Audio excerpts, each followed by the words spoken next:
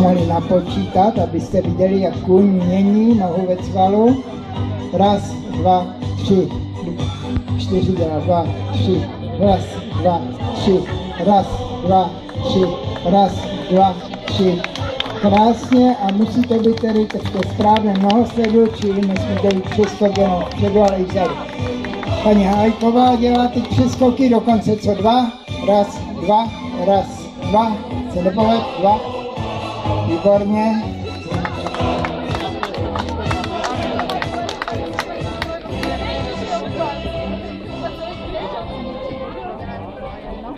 A pan Mack zůstal stát, asi že při zacouvání zkusí levádu, ano.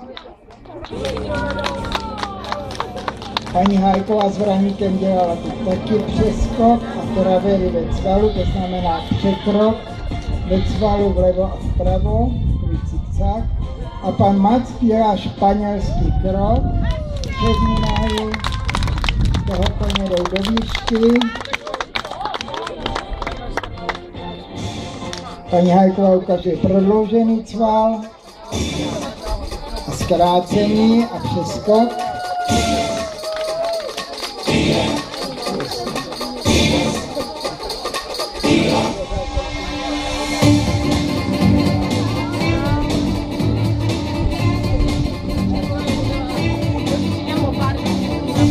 Jehova dělá překrok z plusu.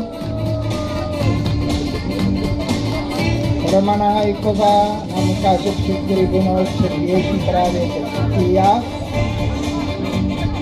To hned cval. A opět Pia. Pěkně, několik a opět na cválání. A Karlovi Dvořákovi věnujeme málo pozornosti tedy v tom provádění, ale vy vidíte, jak stanečníci drží společně ten závoj a jak na malém kroužku menší ten kruh přehazuje přes hlavu koně, aniž se tento bál a opět na malém kroužku velmi pomalu cválá kolem tanečnice.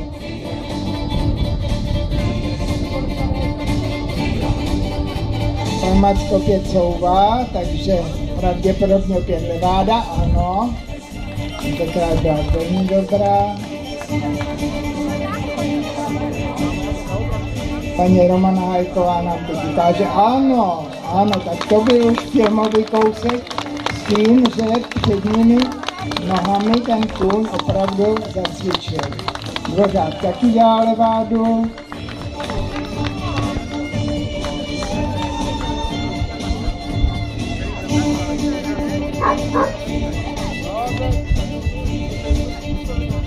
Jej, ano. Je vidět, že paní Hajková je opravdu kaskadérka, kde to vzpínání koně bylo filmové, s takovým tím mácháním předními nohami.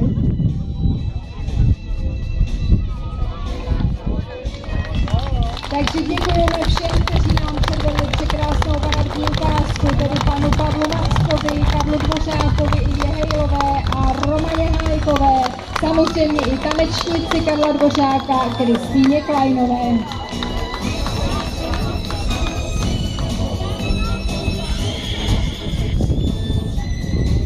Takže to byla pěkná barokní ukázka, velmi pestrá.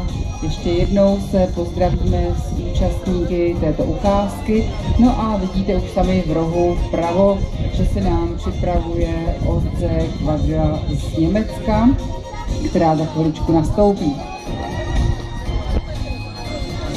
Takže bychom zase poprosili všechny fotografy, aby nám opustili prostor obdélníku.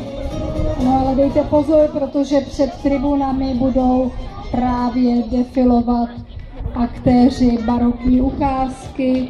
Tedy vidíme paní Romanu Hajkovou po boku Pavla Macka.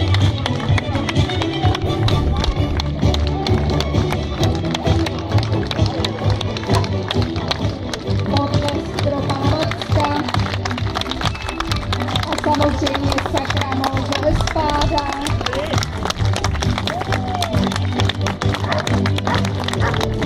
Potlesk pro pasáž paní Hajkové společně s generalisimem Morkána.